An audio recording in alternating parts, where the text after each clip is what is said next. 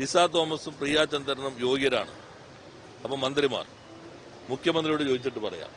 ഇത് ആരെങ്കിലും എഴുതി കൊടുക്കാൻ അവിടെ ഉണ്ടാവുള്ളൂ. കാരണം ഞങ്ങളും ചാൻസലറും മാത്രമല്ലേ ആ മീറ്റിങ്ങിനുള്ളൂ.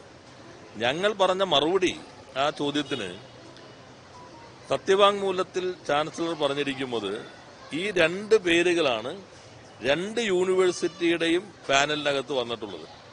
ഇപ്പോൾ കേരള യൂണിവേഴ്സിറ്റിക്കും വേറൊരു യൂണിവേഴ്സിറ്റിക്കും വേണ്ടി അപേക്ഷ ക്ഷണിച്ചാൽ ഐൻസ്റ്റീൻ കേരള യൂണിവേഴ്സിറ്റിക്ക് അപേക്ഷിച്ചെന്ന് കരുതുക. ബാക്കി 4-5 പേർ 2 യൂണിവേഴ്സിറ്റിക്ക് അപേക്ഷിച്ചിട്ടുണ്ട്.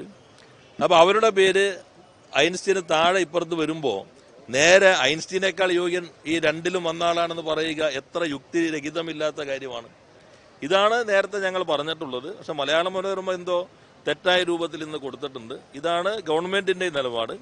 എന്നാൽ ചാൻസലർ എന്ന നിലയിൽ അദ്ദേഹം വച്ചിട്ടുള്ള അഭിപ്രായങ്ങൾ അത് ഞങ്ങൾ പരിഗണിക്കാം. അതേപോലെ മുഖ്യമന്ത്രി എന്ന നിലയിൽ പ്രകടിപ്പിച്ചുള്ള അഭിപ്രായവും അതുകൂടി പരിഗണിച്ചിട്ട് നമുക്കൊരു സമവായത്തിലേക്ക് എത്താം. സുപ്രീം കോടതി നൽകിയ അവസരം ഉപയോഗപ്പെടുത്തുകയാണ് വേണ്ടത്. അല്ലാതെ വീണ്ടും കോടതിയിലേക്ക് കൊടുക്കാതിരുന്ന് നമുക്ക് തന്നെ ഈ കാര്യം നിർവഹിക്കാവുന്നതാണ് എന്ന നിലപാടാണ് സർക്കാർ ചർച്ചയിൽ സ്വീകരിച്ചത്. ഈ കാര്യങ്ങളൊന്നും ഞങ്ങൾ ഇന്നലെ വ്യക്തമാക്കിയിരുന്നില്ല. കാരണം ഇന്നിപ്പോ കോട്ട് ചെയ്ത പോലെ തന്നെ പത്രങ്ങൾ വരുമ്പോൾ ഇത് വ്യക്തമാക്കണം എന്നുള്ളതാണ്.